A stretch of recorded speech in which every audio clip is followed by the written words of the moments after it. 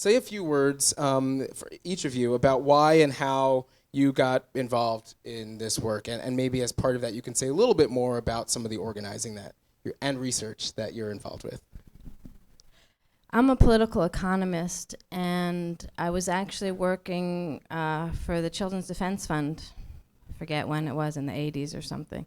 And one of my responsibilities was to try to find community development strategies that were family-friendly and supported values and culture of African Americans and their families. And so obviously stumbling upon co-ops made a lot of sense. I actually grew up in an intentional community, so you'd think I would have thought about co-ops sooner, but I thought about them more social than economic at that time. I also have a colleague who was in grad school with me who started looking at W.E.B. Du Bois's theory of economic cooperation, and so I started talking to him, and we actually did an article back in 1999 about how cooperative economic could be a strategy for Black revitalization in the 21st century. The way that I got involved in the work, and really the way that the organization became involved, was really through meeting as a collective, right? So as a national Black feminist organization, women, men, a lot of times, and a lot of trans folks, we began to get together in our living rooms, our backyards, and really talk about the state of I don't want to say the state of the economy. It sounds so oh my gosh. But really just our own state, how we were living, how we were surviving. And why is it that we were just surviving and not living and enjoying our lives? Most of us had grown up in poverty. Some of us were from here in this country, the United States. Many of us were from the African continent and also parts of the Caribbean. So we started looking at what were the systemic causes of poverty for us. What was it that was blocking economic security for us? We started looking at economic security as inextricably linked to, well, my gosh, it's inherent to human rights, but also as an extension of the civil rights movement here in the United States. As most of us continued to sort of raise consciousness raise consciousness amongst ourselves, what we also discovered is that about 9 out of 10 of us were also survivors of sexual assault or domestic violence. And there are inextricable links between the risk for violence, the risk for being victimized, and poverty. And that risk, and that is cyclical. The poorer one is, the higher the risk for being victimized. The more, if you are victimized because of trauma and the after effects and consequences of trauma, the higher the risk of losing a job, of dropping out of campus if the assault happened on campus. And so all of these things were really real in our lives. Almost every single African American co-op that I found and wrote about started with a study group, started with people coming together to try to figure out what was going on economically and what could they do to stop it or get over it. So they started out studying their condition, but moved rapidly to what's the solution and came to co-ops. So well, and that was going to be my question. One of my first questions is, what kinds of co-ops did you discover in your research? So really everything. Starting out with what I call mutual aid societies, which are really beneficial societies. So people pooling their resources to help bury a loved one, take care of widows and orphans, take care of health care, that kind of thing. Those rapidly became insurance companies and banks and credit unions. Then there would be farm co-ops, all different kinds, sharing a tractor, actually farming together, or doing the second level co-ops to do marketing and production. And then urban co-ops, stores, actually the stores would be in both settings, urban and rural. And then some also worker co-ops. At Black Women's Blueprint, the first thing that we launched was a barter network. I think at some point we had 132 or so members. We were doing it online. But you know, the thing with barter networks is that if you do it online, I mean, there's also the idea of trust, right? So to operate outside of a capitalist frame, to operate outside of a cost economy, you have to trust the people that you're dealing with, the people that you're interacting with.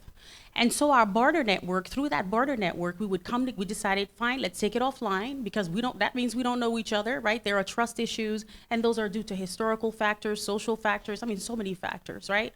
So what we decided to do is that we were going to just come together, and we came together once a week. We started at each other's homes, and then when we moved into our own space, we started doing this in our own space, and it was extremely exciting. We were able to barter food for the week for a ride for the week. If you have a car, I can cook, I have food, I have tons of food. You know, if someone has food stamps or is able to cook and cook for all of us or cook for another family, then that's what we did. And that's what sustained many of us. If someone had space, it prevented homelessness, it prevented starvation, it prevented kids being left at home by themselves, it got us cat sitting, you know, dog sitting. And so the barter network is amazing, it is fantastic, it builds community and it builds trust. We also have on site a small museum. It's called the Museum of Women's Resistance. And so artists are able to come together and they're able to curate, you know, different exhibits, and whatever we earn, we split whatever we make at the door. We also have a sou-sous. Within the context of the United States, it's also been called a poor people's bank, which I really, and then someone said, did you say, let's call it the Opportunity Bank? Someone said when I said that to them, we should call this an Opportunity Bank. Why is it the Poor People's Bank, right? And so this is some of the things that we do as far as pool our monies together. We provide emergency funds to each other through that sou-sous, and you know, gathering our funds together and making sure that every month or every week, every 2 weeks, that someone gets that pot. We take turns. And lastly, we are working in partnership with Wheels, which is came out of one of our members, actually the other co-founder of Black Women's Blueprint, who was sitting right there. And Wheels is Women's Hands Establishing Entrepreneurial Leadership Skills. It is a collective of all women mechanics, including trans women. And so it trains, the hope, the vision for that is to build these cooperatives of female mechanics. It's non-traditional work, but everything that you make, and green economies, right? But that's how we work. Like most women, Black women have kind of always been in the background. So similar to what we say about Black women's roles in the civil rights movement, Black women in the Black churches, right? Often the leaders and the spokespeople were the men, but the people doing the work and doing all the strategizing were women. Like even SCLC, Southern Christian Leadership Council, Ella Baker actually was the one who conceived that with Bayard Rustin, right? And she was the executive director. Does anybody know that? No. All we know of is Martin Luther King was the president. But Ella Baker was the first executive director and the designer of that organization. So the similar things were happening with co-ops, often because of their role in the mutual aid societies. So women started out, in fact, some of the women who are leaders in the co-op movement actually were first leaders in their mutual aid societies. So the same thing, idea of coming together, what are our problems, how can we barter, how can we work together, how can we do the sou-sous and collect money and help each other. So they were already doing that, and then it built up into doing more formal co-ops from that. Every time I hear you talk about this history, I'm just like, I wish I could download it all and put it in a book for me to read. And my dreams have finally come true today.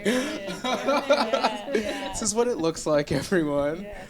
I feel like so much of the history, not even history, but just life in Black America is around undoing the violence of erasure and silence, right? Like that.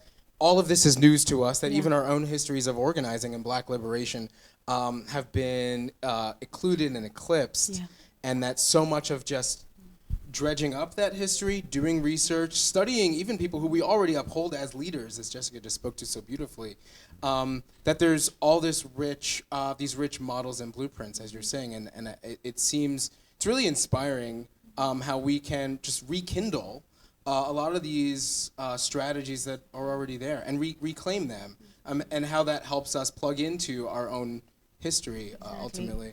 And not much has changed. If you really look at it, history is ever present, right? Right. So we talk about what the civil rights movement looked like back then, and what lynching looked like back then, and what outright discrimination and cross burning and redlining and all of these other things looked like back then. But if you look at today, I mean, it just takes a different form. Right. And so Right. it's still very relevant. All of these strategies are extremely relevant today. And so you're right, there is a connection. Yeah. You cannot, the historical context lives with us every single Right. day. And there is still a need to move forward and do some of the things that these brave men and women did Right. as far as forming cooperatives. It is a scary thing to do, as you talked about, because what happened when people began to feel themselves and get independent is that they would be under attack. And I feel that there is some way that this still happens today. Yeah. It's not as overt. You may not see a cross burning, or somebody may not burn down your store or your cooperative Although or that your does happen a organization. little, yeah. Although that does Yeah. happen a little, Yeah. right? But there are other ways, I think, that the current state of affairs, the current capitalist society really undermines our ability. There needs to be a new way of doing business. Right. This system and the way that it has treated Black folks and Black women, those of us who are most vulnerable, who represent the bulk of the poor, the single moms who are raising, 4 kids on like a minimum wage job. It's been so hostile. The economic policies have been hostile. Yeah. Welfare rights used to be a rights, right? When you think of Johnny Tillman, it used to be right. It used to be rights. You can talk about reparations. I mean, I don't want to go there, but you can talk about all of these things as because we started Yeah. from a place where we were economically exploited, reproductively. Our reproductive system Yeah. was exploited to build a capitalist system. Right. You can say there is something due to us, but that's just not where we're at. That's Yeah, not that, yeah. there would need to be so much more organizing and so much more education so that people can get to that point where they can get fired up enough. But, a lot of our economic rights have been under attack. Even our education system doesn't prepare us to make it in the world. It prepares us to be in prison. It's the pipeline Right. to prison. So Right. there are so many. You're absolutely right in terms Yeah. of, Just a footnote about reparations. There was the Black Economic Development Conference in Detroit, was it, in 76 or something? The Black Manifesto actually asked for reparations, and what were the things they wanted to do with it? Half of the stuff they asked for was money for co-op development, both here I didn't and in realize that. Africa. Wow. Yeah. Another one that, nobody really wants to talk about because they were considered Yeah. way too radical. Yes. Sure. Everybody focused on the fact that they were asking for reparations, especially Right. from churches, Yeah. and they jumped on it from that, and they never got even to the meat, Wow. into the meat of it.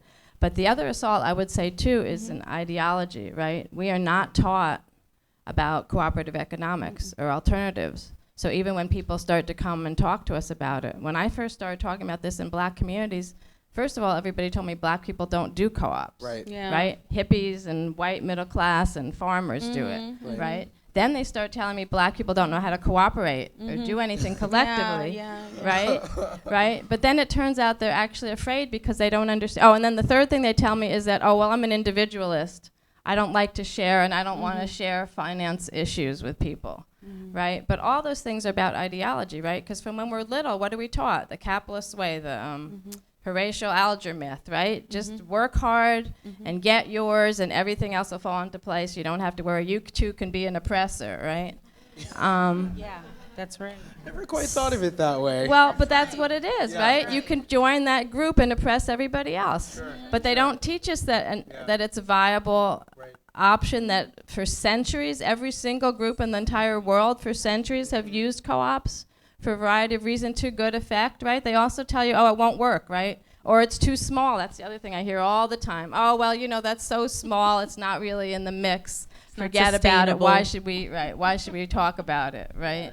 So the ideology just totally gets in the way even today. And then the final assault is the economic finance assault, right? Especially worker co-ops. Even a credit union can't loan to a worker co-op if there's not an individual to guarantee the loan. They won't loan to a collective. They're just trying, our sponsor, Lower East Side, just got a waiver from the feds to actually start doing loans to worker co-ops without the individual. What are some of the things you can imagine as useful strategies for really confronting that to scale, really, in a broader cultural sense, and even in a grassroots community organizing sense, to confronting ideology? Some of the things we can learn from popular education and pedagogy around undoing that violence. I mean, part of it is perhaps casting it as a violence, right? And at least naming that that's what's happening and making that more transparent. And then from that basis, beginning to talk about, okay, well, what are the ways that we can reclaim what ought to be ours? But I'm interested in your thoughts, yeah. I think the first thing that we would need to do is we would need to get rid, I mean, Melissa Harris Perry talks about the politics of shame. And there is a shame in being poor that we have taken onto ourselves. And if we can't talk about our state of poverty, and if we can't talk about, you know, substandard living, then we can't talk about who is responsible. Sure. Do you understand what I'm saying? Yeah. Because we've taken on this whole idea that it's our shame that we're poor. Right. And so I think that would be where we would need to start. Yeah. Because I don't think people in our communities are willing to talk about it in the way they did, you know, not all. Not all, Sure, because there is hope, and obviously we're doing the work, right? So some folks are willing to talk about it. They're trying. But I think that beginning to talk about it with ourselves and coming face to face and really unpacking that shame and really placing placing responsibility and accountability where it belongs for where we are today, I think is where we need to begin. Then we can start organizing. Then we can look at alternatives. People are poor because they're not paid for the work they do. Right? Yeah. Especially people who work 40, 70 hours a week and they're still poor, right? I mean, what is that? You can't tell me those people are lazy. You can't even tell me someone who's raising 3 children is lazy. Yeah. Because even if they don't have a job, they are not lazy. They're just not being paid for the work because we're not appreciating the work. So that's one of the issues, too, is we definitely don't, we haven't appropriated the right language. We've swallowed that language. But the other thing I would say that gives me hope is I've been studying youth co-ops, and I think getting young people started in co-ops is a really important way. Actually, anybody doing a co-op starts to break the chains. They start to see how it can work, and they start to understand why we should need policies to support more co-ops, but certainly youth co-ops, and as early as you can get them. Because not only does it get the kids involved in cooperation and seeing that an alternative structure can work, but you can actually get them raising some money. You get their parents obviously get involved because most parents will get involved with what their children, or at least they understand what their children are doing. You get whoever works with the children, the nonprofits or the schools. So you start to build a whole group of people who can see what's happening. One of the youth co-ops I looked at was in South Central LA, and those students were able to make enough money for scholarships for college, which forced their high school to actually put in a college prep program. Because now they had kids who could actually, instead of taking the money as wages when they did the work, they were put in special accounts for them that the schools kept as scholarship money. So by the time they graduated, tax-free, by the way. By the time they graduated, they had this money to go to college. Not only that, they knew how to run a business, right? So math suddenly makes sense, right? Leadership development. I mean, there's all kinds of things that pull together. They stay in school because they see the connections. And then I think that also leads to then what do we do with those people once they're out? Hopefully they're going to do more co-ops or at least be more amenable to policies that would support co-ops, that kind of thing.